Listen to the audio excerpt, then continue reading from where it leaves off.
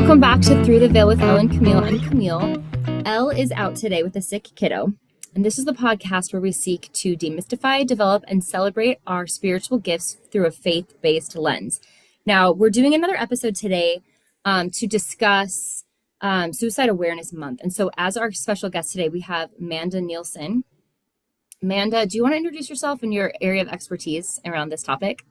Sure. Yeah, I'm Amanda. I'm glad I can be here. I have a lot of personal experience with suicide. I've lost a lot of people in my life to suicide. I've had my own struggles with depression and suicide, and then over the last 2 years now, I've worked in the field of suicide prevention, specifically addressing risk factors and protective factors.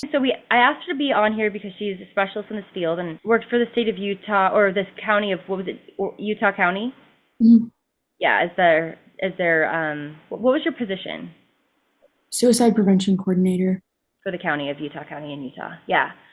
So last week, Elle and I recorded an episode where Elle shared a lot about her experience with mental health struggles, depression, how tapping into her own spiritual gifts and developing them was a big light for her in her life.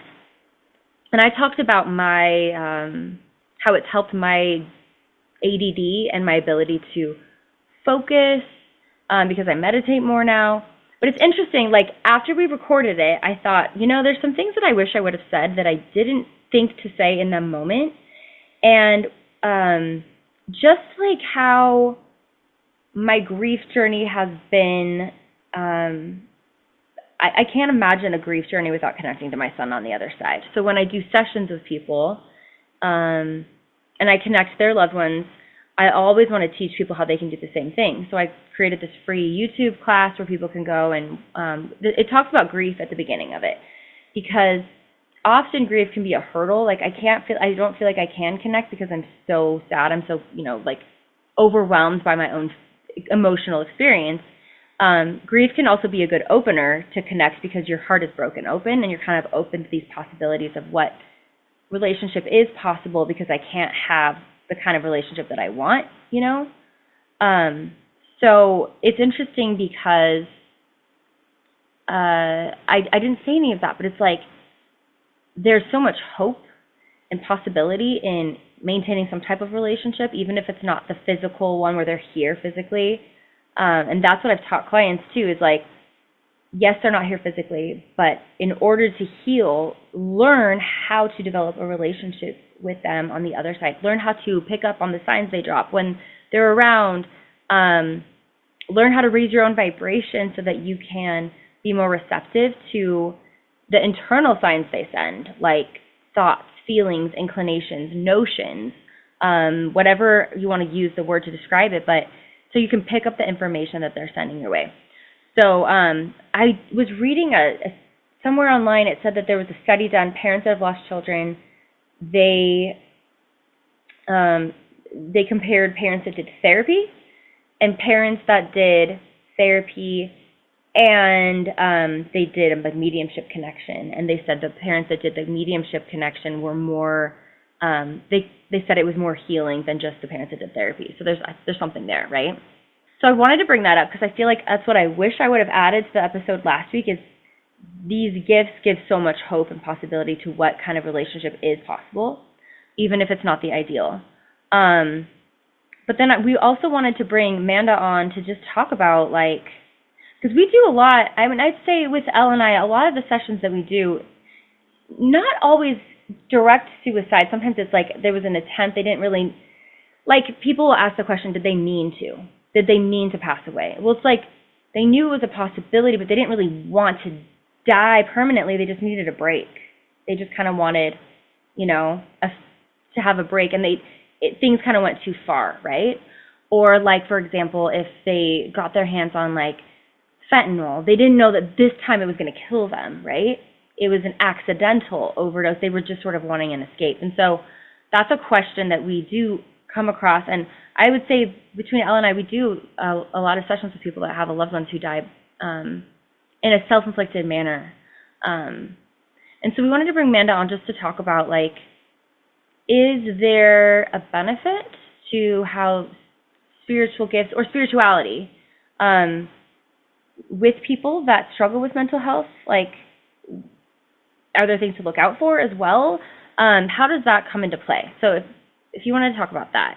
Spirituality is honestly really complicated because everyone has their own relationship with it. They have different practices or different ways they observe their own spirituality. And even if they're not intentionally using spirituality as a way to, guide them through it or help alleviate some of that stress that comes with suicidal ideation. Just for our guests who don't know what suicidal ideation is, can you define that? Because some people might not be familiar with that term. Yeah. So suicidal ideation is simply the idea of ideation about suicide. So intense thinking about suicide.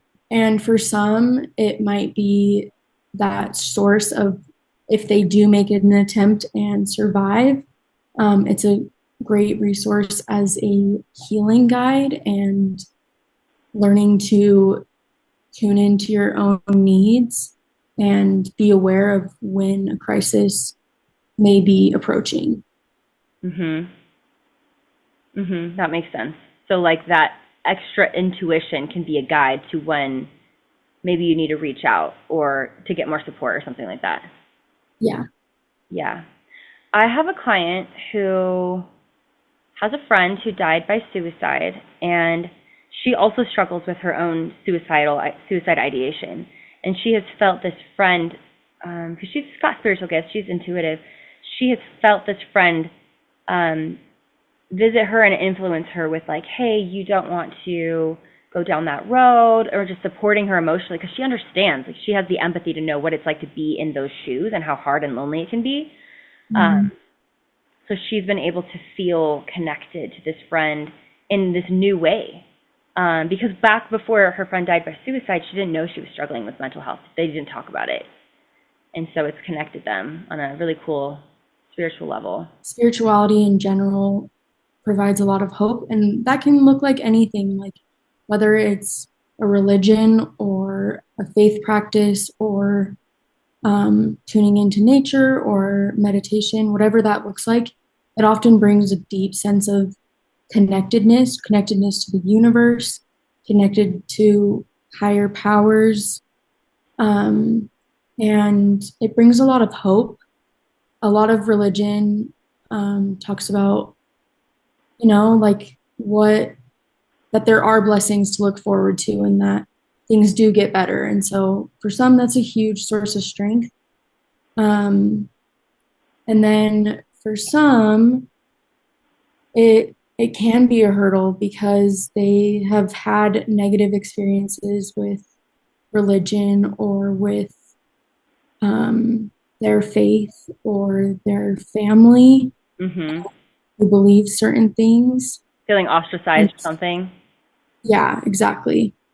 And so it can be a hurdle in that sense because the affiliation between religion or spirituality and hope is diminished, especially if your family always saying the positive, because the positive is always important. I was just thinking about that, using a faith as a weapon for toxic positivity.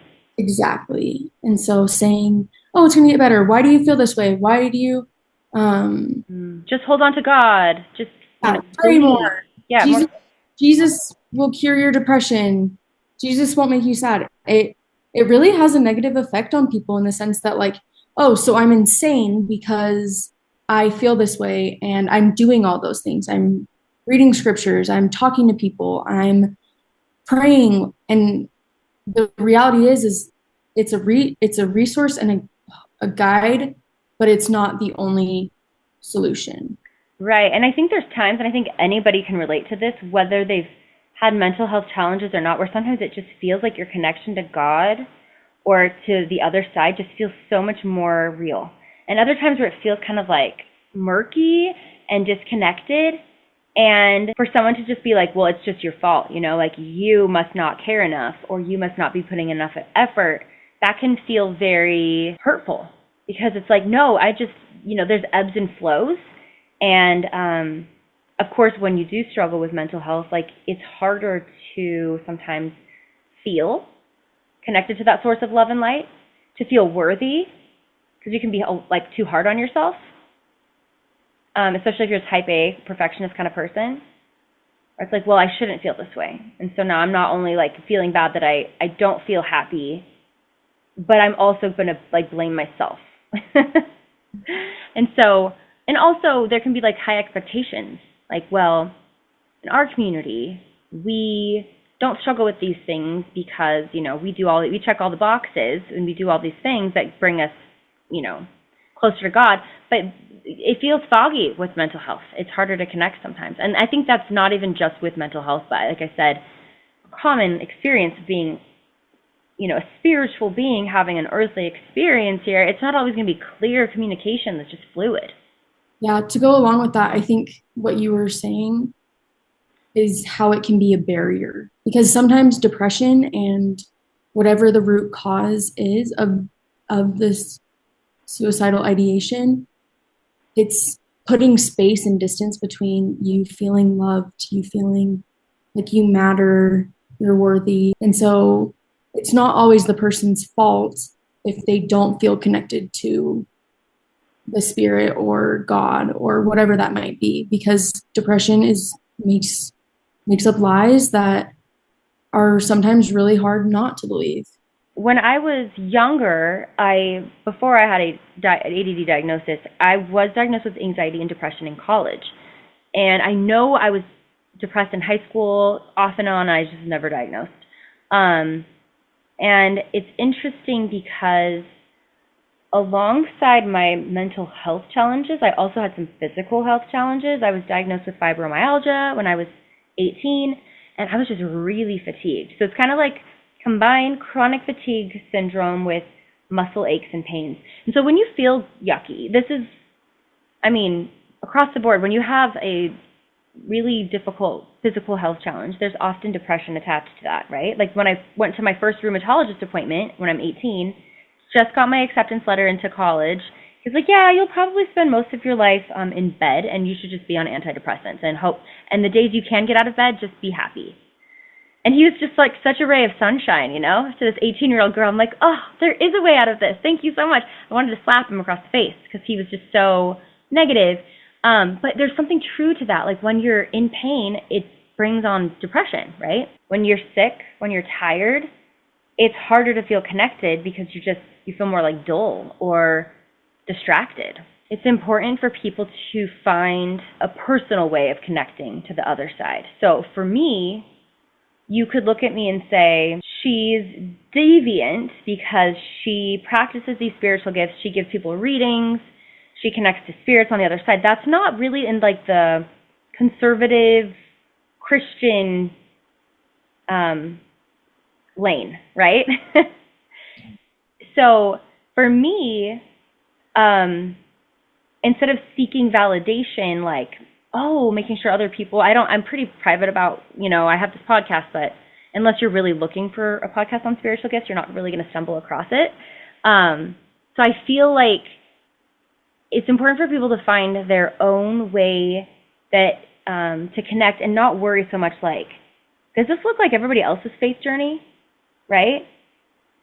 Because maybe somebody who has been like a traditional, like gone to church and worshiped in one way, maybe during their mental health struggles, they find that doing a sound bath is really alleviating for some of their depression symptoms. Like looking maybe outside of the box to see what else there is. My experience personally is when I would go through those lowest of the low moments, I could not feel connected to any source of spirituality. People would always tell me stuff. They're like, oh, you're loved. Oh, you matter. That kind of, things that you genuinely try to say to help someone going through this. But when you don't believe it yourself, it can be a huge barrier. And so for me, I didn't feel like praying or going to church. I just felt no source of goodness from it. But for me, in terms of finding something that worked for me, a lot of it was like spending time with people that loved me, because they were the source of helping me see my own spiritual gifts and my own strengths when I couldn't see them. Mm-hmm. Like direct contact with people that love you so you can feed off of that light and that love. Yeah. Yeah. This last summer, I found myself in a community I never really thought I'd be in. I went to some training classes that taught about accountability, and they taught about like raising your vibration and living in gratitude, some personal development, stuff like that. And it was interesting because a lot of people shared spiritual experiences they had during the training where they felt connected to their loved ones on the other side who were encouraging them as they were working on themselves and healing some things. And it was out of the box. It wasn't, like going to church on Sunday, but it was a spiritual experience. So spiritual experiences can be found in other ways. Like for me personally, nature is a big one. And especially after Wesley, my son, died, I went on a lot of hikes. I found myself in the mountains a lot, trying to find places where I'd go with my dog and I would just talk out loud if there was nobody around, and just needed that. I craved it. I needed to go to the mountains and just be in nature. That was extremely healing. I did my first sound bath. I think we'd had an episode about sound baths, but it's probably about 5 years ago now. And I had an incredible experience that I shared on that episode where we interviewed Cheryl, who's a sound practitioner. And that was unexpected. I wasn't expecting it. I didn't know what a sound bath was when I showed up. I was just like, cool. I'll lay on a yoga mat and listen to drums and the bowls. And I was just thought it would be relaxing. I've had spiritual experiences doing yoga. What's the kind of somatic yoga or yin yoga, where I can just zen out, and I've done that before sessions to get myself in a good headspace. Even if it's for a short moment, it might not be permanent, but it's something that if you are in a crisis and you can find a way to be mindful, that it can get you out of that just for a little bit. Yeah. Something that just also, as you're talking, it made me think of like how when we're in that moment, being mindful means being in the moment, right? Mm-hmm. And you're not thinking in your adult brain, like, what do I have to do next? And I have to drive there, and then I have to pay that bill. Like, you're just in the delight of the moment, and you kind of get to return to your inner child, where you're like, I'm just going to pick some raspberries. That's my job right now. Really basic, really easy, in the moment. And I think what's so cool about these spiritual gifts, I have a client who's taking a mediumship class right now. Mm-hmm. Not because he wants to be a professional medium, but because he wants to just learn how to connect better with his wife on the other side. And I was connecting with her, and she was talking about how him practicing these gifts is going to help him connect more with his inner child. And then he told me that as a child, he had some spiritual gifts. He would tell his mom about them, and she said, oh, just ignore that, Mm-hmm. And he's like sensing spirits, and she's like, just ignore that. And so he did. He shelved it, and, grew into an adult, and we're always thinking. We're thinking. We're thinking sometimes 5 steps ahead. And what these gifts, especially connecting to the other side, it forces you to just be in the stillness of the moment. And especially when you're at the beginning of studying mediumship, like, you don't know what you're doing. You kind of feel like a kid in a sandbox, like, here's a shovel, I guess I'll pick it up. And, like, you're just playing. You're just in the moment. You don't know. And you kind of have to let go of that ego, because things are going to pop into your head, and you might second guess and be like, I don't want to say that. That might sound stupid, or I don't want to be wrong. But you have to just let go of the ego and be in the moment and just play and see what sticks and what doesn't. And then you kind of learn, like, oh, when it's really information that's true, it feels kind of more like this versus like this, which was these things that come up that aren't true. Like, you kind of learn how to get in the vein of that channel of the spirit, like, telling you things. So, anyway, it just takes you back to like being a child in the moment, just playful. And then I always tell people, if you want to feel connected to a loved one on the other side, start a conversation with gratitude that you can connect to them, and open to possibilities, like a kid, just sort of trusting and open and not overthinking. I think there's something beautiful about that. And I think the same goes towards mental health gratitude is another way to express spirituality. Mm-hmm. And so even if it sounds dumb, like being grateful for the things around you, or if it's just one thing, like last week, it was just one song that I was listening to, and I'm like, I'm grateful for this. But now I want to know what song it is. We'll talk about it later. And in that moment, I was just like, this is helping me connect to my own feelings. And part of spirituality does help you connect to your own feelings. Yes, because when I teach the grief portion of my free class, it's you have to be able to identify your own feelings if you're going to be able to connect to the other side, because you have to be able to differentiate between what does my spirit feel like, and when you're in tune with yourself, you're going to identify, like, I feel this way, I feel that way. And then also, you have to be able to differentiate between this is me and then this is someone else coming in. So you have to be able to pick it out, you know? So yeah, being able to identify your own feelings helps you get a clearer sense of who you are in that moment. So now then you do have to kind of like turn off your own inner dialogue and just be in the moment. And that also helps you connect with others. But if you are having like a strong emotional reaction to something, you got to take care of that first, you know? Instead of stuffing it down, you got to like be present with yourself so that you're prepared to be present with the spirit on the other side. I was listening to a guy, he's a relationship coach.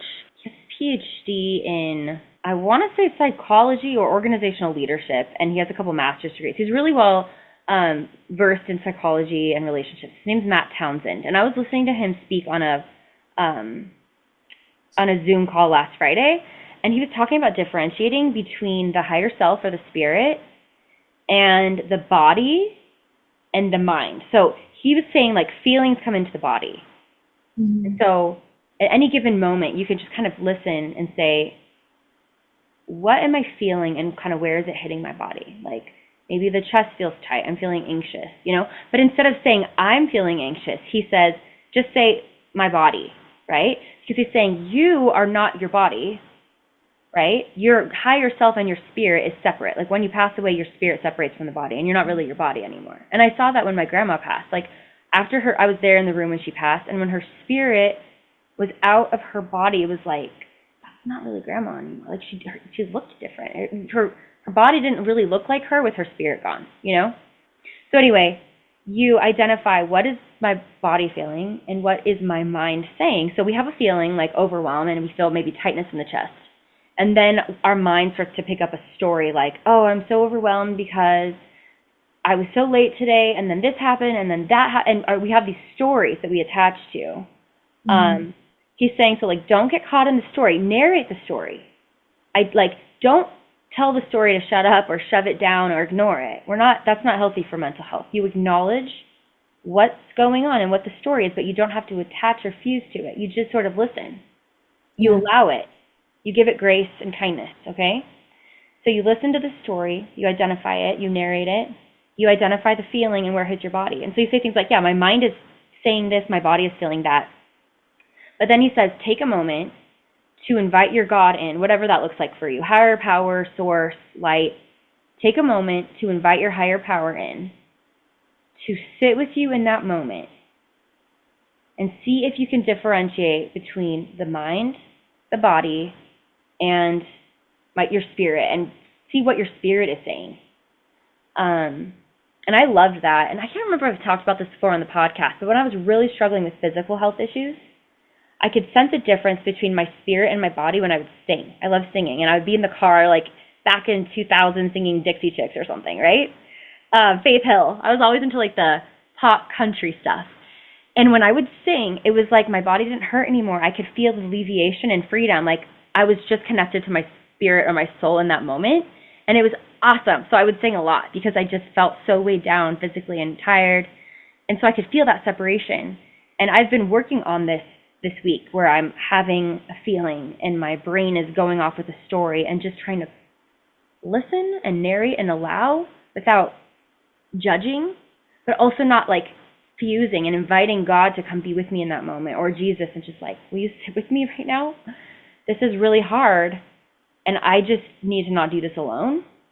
And then if maybe I can get a little bit of wisdom or perspective in that moment while I ask God to come and be with me, maybe it'll help like see things in a new light, you know? That's awesome. I think, in therapy terms, it's like really just tuning into your feelings, really feeling them and processing them, not just denying or avoiding them. Like, I think actually processing our emotions can help us. I remember I don't know if I've talked about this on the podcast, but I had an eating disorder between ages 16 and 19. And I remember being in a 12-step program for eating disorder recovery, and it was like Christian-based. It was a pilot program at my college. And one of the grad students who was going to become a therapist started this program where we got to do a 12 steps, just like Alcoholics Anonymous, you know, but where we invite Jesus to be part of the process. And I remember one of the activities we did was to take a pad of paper and a pen and to write down those awful judging thoughts we had about ourselves that would come into our minds if we had a relapse or something, or just mean thoughts that we carried in our heads about that came in. And in a spiritual sense, you could say, like, a lot of these thoughts that come in could be from the adversary being like, you suck, you don't deserve to be happy, you know, you're a terrible person. And so I started writing down these thoughts because they kind of just were cycling and stuck in my head, so I wanted to put them to paper so I could see them, like, in full light. And so I remember writing things down like, you are a monster, and I was like, that's really harsh. Is that something I want to keep going? Do I believe that? Is that true? Like, when you can really look at it and put light on it, it's like, do I really believe that? And if that's not true, then what do I want to do next time that thought comes into my head? So I remember feeling like I was constantly, acknowledging and validating that that's how I felt, but then also sort of deciding, do I want to, am I going to keep this one or am I going to let this one go? I think is also important to mention, just with suicide and death of any kind, is people are not defined by how they passed away. Because I kind of felt like that judgment a little bit when Wesley died from choking, my son. Like, he's not defined by the fact that his death was very traumatic and there was ambulances and there was a life flight. Like, that doesn't define him, right? I don't want his memory, because we were newer in the neighborhood when he passed away. We were newer living in Utah. We've just come from California, like 9 months before. And I didn't want his identity here to be, oh yeah, that kid that choked and then there was like a helicopter and he died. Like, he's so much more than that, right? And I believe that's true with any parent who's lost a child, whether it be they died from an overdose, they died in a car accident because they weren't being careful and they weren't wearing their seatbelt, or they were, and it just, like, it doesn't matter. Like, you're not defined.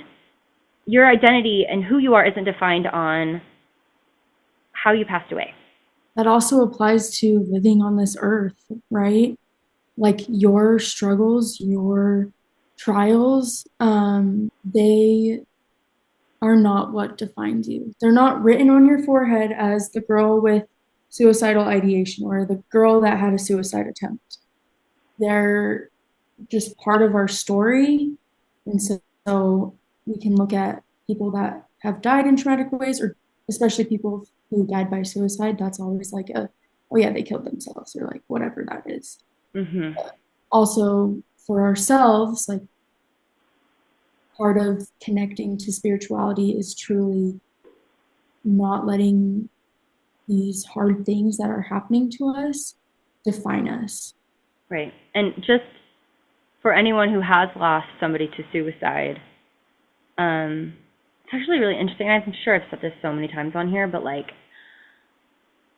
sometimes God and Jesus come up in sessions. Like, the person on the other side brings it up. So I always kind of check, like, do you come from a faith background? Did this person come from a faith background? Yes. Was it Christian background? Yes. And I'm like, okay, because they want to talk about this. But the ones who struggled the most here are the ones that often bring up how grateful they are for God and Jesus on the other side. They don't take it for granted. So, and I just also want to say, like, we're not defined based on how we died, because we don't stay. We continue to progress and evolve on the other side. We have options if we want to. And personal development and healing, there's so much so many resources available on the other side. And what I see too is that when you have passed from some specific struggle, often after you've healed from that on the other side, you turn around and you help others who've more recently crossed over with that same struggle, and that's part of your way of paying it forward and just supporting your community. I've seen that happen in the community where people deal with drug addiction, alcohol, dependency, mental health challenges, even people that struggled with because of serving in the military. They've been out on tour in a war and they've been exposed to so much. I see people on the other side that have been able to be a resource for those who have passed war recently. So, certainly we're not defined by our challenges, and there's just so much opportunities for healing and growth on the other side. Well, this has been a cool conversation. Amanda, thank you so much for being here and sharing with us. We just want to shed more light, especially being Suicide Awareness Month, shed more light so people feel like they're not alone going through this, whether it be it's yourself or somebody that you know, or someone who's passed over because of suicide. I just want people to feel like there's hope and there's more to the story. There's always more to the story. Absolutely. Yeah. All right. Well, thanks, Amanda. And today, if you want to follow us, join the community on Facebook, you can go to our website. It is throughtheveilpodcast.com. Thanks, guys.